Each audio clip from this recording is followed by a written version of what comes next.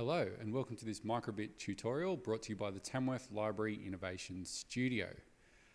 This is the second tutorial. If you haven't looked at the first tutorial on screens, I recommend you check that out because it's a little bit simpler and we're going to build on that today. This tutorial is on decisions and loops, but we'll get to that in a minute. First of all, we're going to be using a microbit, but you don't need the actual device, okay? Remember, you can do this just through your browser, on a PC, on a Mac, on an Android tablet or iPad or whatever you've got, as long as you've got a browser. All right, let's get stuck in. All right, so today we're going to be learning about why we want to use decisions and loops. And very important, it's a little bit of theory, but it's important that we do the theory, but we'll get to that in a minute. We're going to be making decisions. We're going to use the tilt of the microbit to ride a motorbike. So you're going to have to use your imagination because we've only got a little screen, but that's how we're going to demonstrate decisions. And the other one is we're going to be using loops, and we're going to be using it like a sort of a dimmer switch, where we're going to use a loop to fade a light in and out. Then, of course, at the end, I'm going to give you guys some more challenges to complete. So first of all, decisions. The idea with a decision is you break a program down into conditions and then outcomes. So you can see here, this is a little flow chart, and the idea is you're based on some information that you have, or that someone provides you on the microbit, pressing a button or something changing in your program. You do one thing or you do something else. It's a decision, and it's really vital for programmers to be able to, when they think about things and how they're going to write their program, is think about the decisions that will be needed in the program. And you can see below, this decision is presented in your code as a if then else statement. The other one we're going to look at is loops. So a lot of times when you're coding, and we're going to look at an example of this, you have to repeat something over and over again. And the idea with that is you make a decision, or you have a number of times the loop is going to repeat, and it keeps running the same code over and over again. Until that condition is met, or it's run the number of times you've specified, and then your program will continue.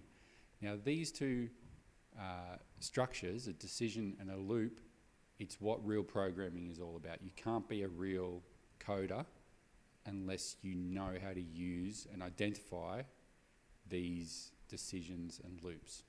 It's vital. So we're going to look at a few examples. The first one, we're going to look at a bit of a design before we code it, is the tilt of a motorbike. Say you're riding a motorbike, pretend your little microbit is a motorbike, and we know from last lesson that when you tilt your microbit, you can get an x-axis reading. So when you tilt your microbit from side to side, you get an axis, sort of like a motorbike. So when you're riding a motorbike or a push bike, you lean to the side, either side, and you're shifting on that axis. So we're going to simulate that with our microbit. So when your microbit is sitting completely flat in the middle here, so represented by the top view of the motorbike here, so the microbit, when it's sitting there, it has a 0 value for the tilt, a 0 value. When it tilts 90 degrees all the way to the right side, it will have a reading of 1023. So that's at full tilt, and there's a variation from 0 to straight upright to 1023. There's a variation in that of all the numbers in between. We've also got the other way, where you're tilting to the left. You see the motorbike tilting to the left.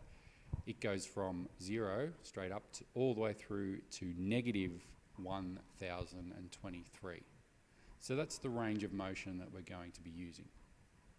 So what we want to do is we're going to display something on the screen change what's displayed on the screen based on where the bike is sitting on that axis between those values.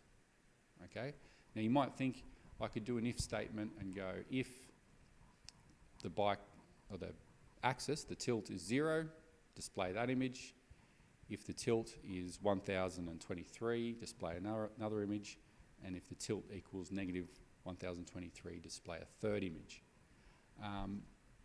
That would work, but you'd have to get it exactly in the center, or you'd have to get it exactly all the way to 90 degrees, which is not easy to do. So to make it better, we're going to split it into 3 segments. So you can see over here on the right, we have, when it's over here in this tilt right position, any value of the tilt between 350 and 1023 will display that image. The center image will be displayed from negative 350 to 350, and the tilting left will be displayed from negative 1023 to negative 350. So you can see that there's a range of values there. This can be very simple to code, but it's a good illustration of how you would use a decision and an if statement in your code. Let's go.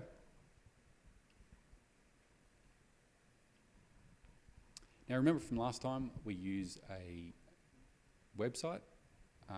The website is called MakeCode for Microbit. Yeah, makecode.microbit.org. So we'll open that up, and hopefully you get to see your code from last time. I think it was called images. But we're going to make a new project.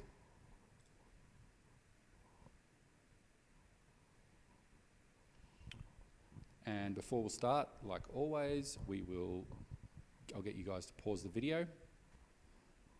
All right, to get started, we are going to use variables like we did last time. And we're going to use variables to hold the 3, images of our motorbike. You have to use your imagination here, but I'm going to make 3 variables, one called middle, left, and right. So we'll make 3 variables.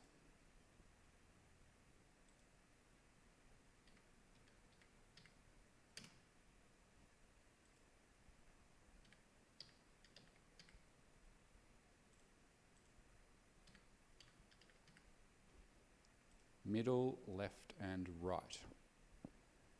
Okay, and we're going to set these variables to 3 images. So if you remember where the images are, they're down under Advanced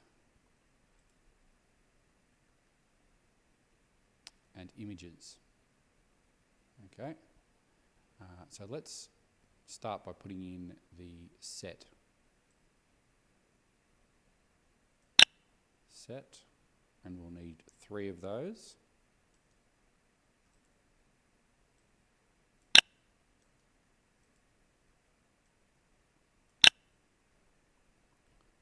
So we will set middle, left, and right. Okay, so I created 3 variables, middle, left, and right, and now I'm setting them to the image. All right, so we're going to use the 5x5 create image. It's under Advanced Images. And we'll put them in there. And remember, you'll have to use your imagination. Middle, we're going to set to that.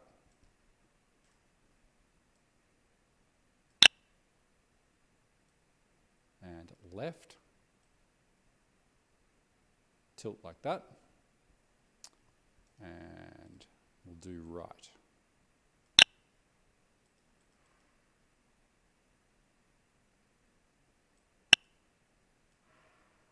Whoops.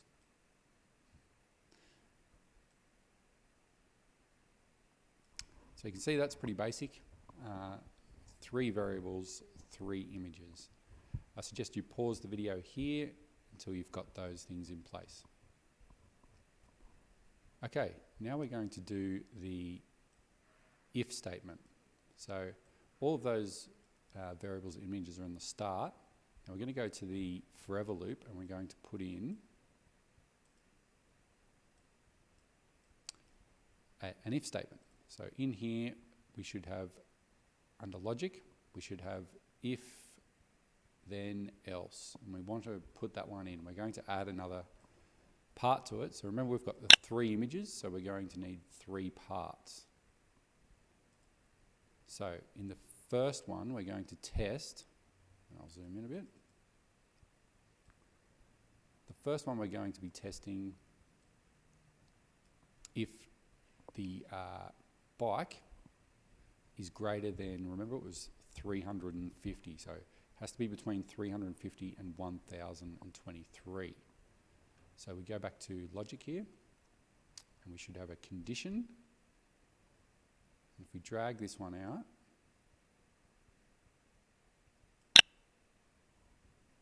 we're going to put the tilt in one side and the value in the other. Now our tilt is going to be from our input, and it's going to be our acceleration on the x-axis, which is tilting it from left to right. So input, acceleration, x. So we're checking if acceleration x is greater than 350. Okay. If it's greater than 350, we'll be tilting to the right. So let's put that in there. We'll need to go down to images and show image.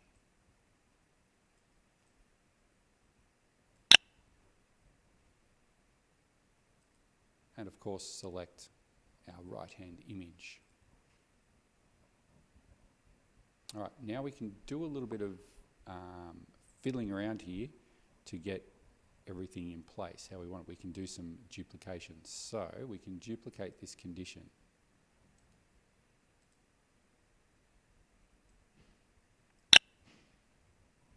Now this time it'll be the middle position. Now we don't need to check for 300 greater than 350 because we've already taken that one out. So now we only need to check if it's greater than negative 350 because we know that that's going to be the middle part. So in the second if, we've got acceleration x greater than negative 350, and we will show the image middle. Okay. Now we don't need to test for the third condition. The third condition will just be whatever's left over because we know it has to be less than 350 because we've checked for everything else. So all we need to do now is show the image. So we'll show image left. So let's test it out. So when I tilt the microbit to the right, it'll display the right image, back to the middle, tilt to the left, just like a real motorbike. Have a look and check if your code isn't quite right. Make sure you've got everything the same as I've got here, and also make sure that we've got the first bit right with our variables and images over here. We need 3 variables with 3 images. All right, we'll pause the video there before we move on. Okay, for the next bit, we're going to be making a new project. So let's call this one Tilt. And we'll save that.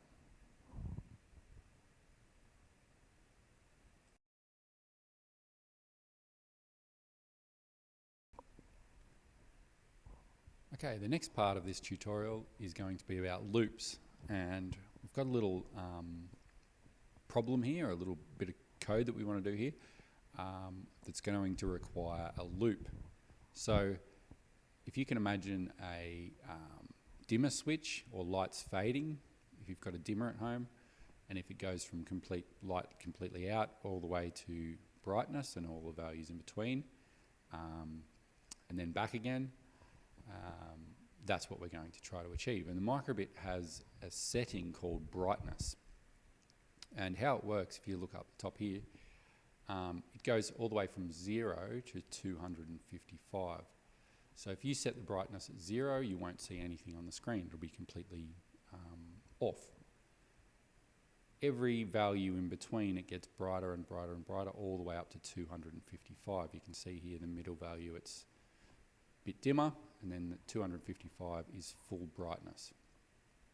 So have a think about that. If you were to put this in code and you wanted it to fade smoothly from 0 brightness all the way to 255, you might think, well, what you can do is put the lines of code and set the brightness to 0, then 1, 2, all the way through to 255. If you think like a coder, you can instantly see there's a pattern there, and you could use what's called a loop. And you could tell the loop to run 256 times, and each time increase the brightness by 1. Okay, so that's what we're going to do, and we're going to hopefully get a nice smooth fade in and fade out by using a loop and using this brightness setting.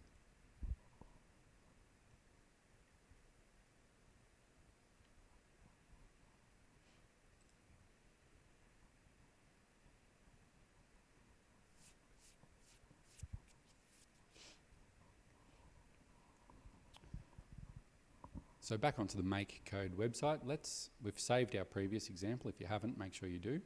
And we'll go back home and we'll create a new project for this one.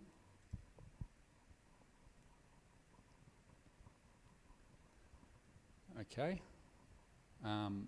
so let's get started. So first we're going to have create an image that we're going to fade in and out. Easiest way to do that, we shouldn't need a variable. If we go on to basic and show LEDs, let's make ourselves a little picture of a light globe.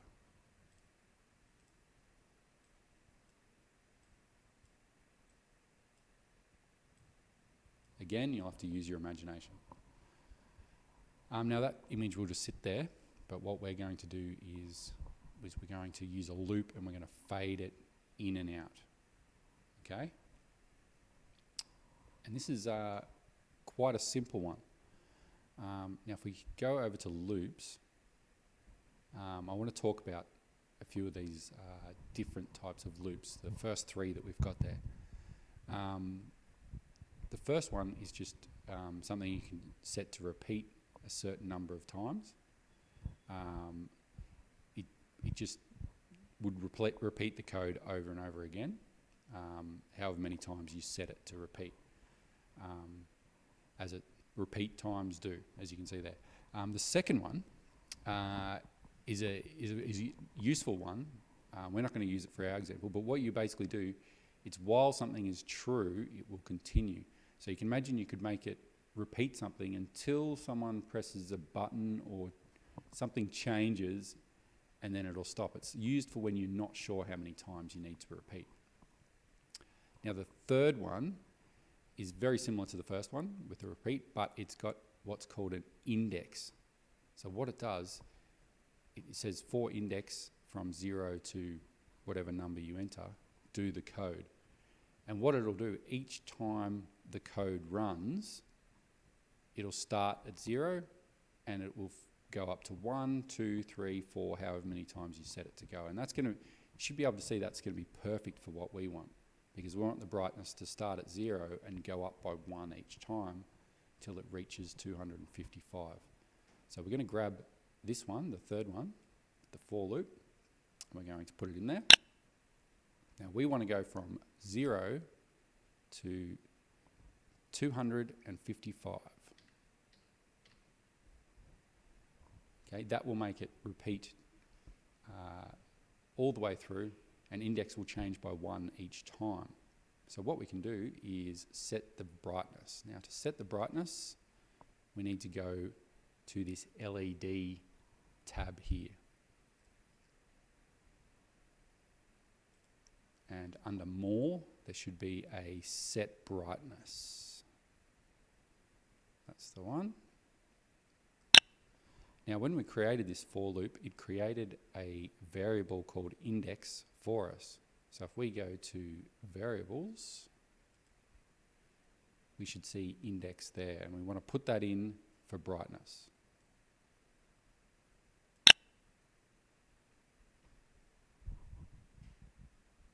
Now mine's just flickering on and off.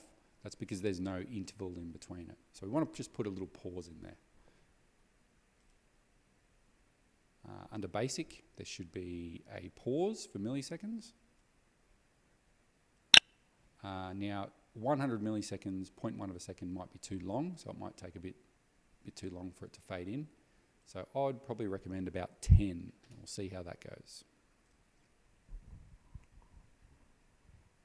Now hopefully if you've done your code correctly, you should be able to see the light fade in, go off, and then fade back in again. All right, we'll pause the video there, make sure you've got your code working.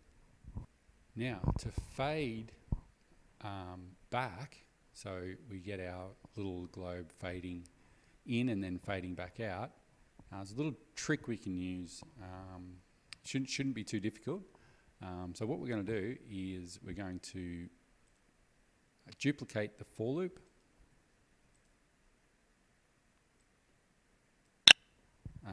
Now, we want it to go not from 0 to 255, we want it to go from bright to dark, so from 255 back to 0.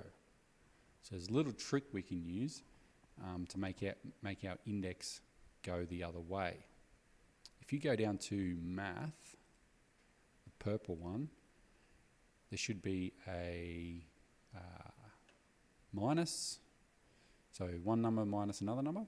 So grab that one. We want to put that where index is. All right. Now, index starts from 0.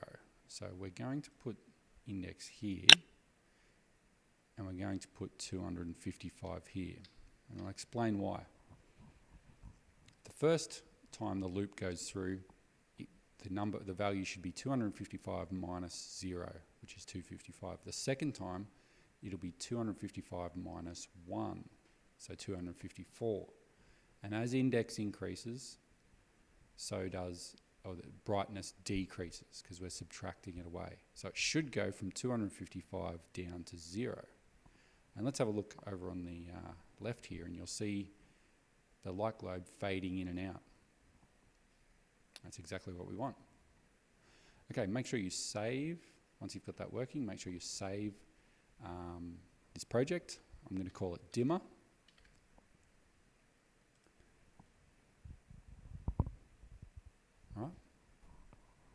All right, time for the challenges. Here's a few that you can try. A good one to do some more on decisions is to change it. So in the bike example, so there's 5 different images. So you can see over here when it's tilted all the way, it's all the way to the left, and then that one's not quite all the way to the left, and then middle, and so forth. So 5 different columns. And to do that, you'll have to divide up your if statement and change the values accordingly. But have a go, see if you can do that. Another cool one is to make the brightness fade in when you press button A and maybe fade out when you press button B. So that should be a nice easy one to do. So to turn the light on, you can press one button and it'll come on, fade on slowly, and then fade away when you press the other button. And another thing that I can definitely recommend is to do another tutorial from the website. So if we go back onto the website under games, last week I recommended rock, paper, scissors. A good one with decisions in it is the coin flipper. So if you want to have a go and try out one of the games, I recommend Coin Flipper and have some fun. All right. Thank you very much.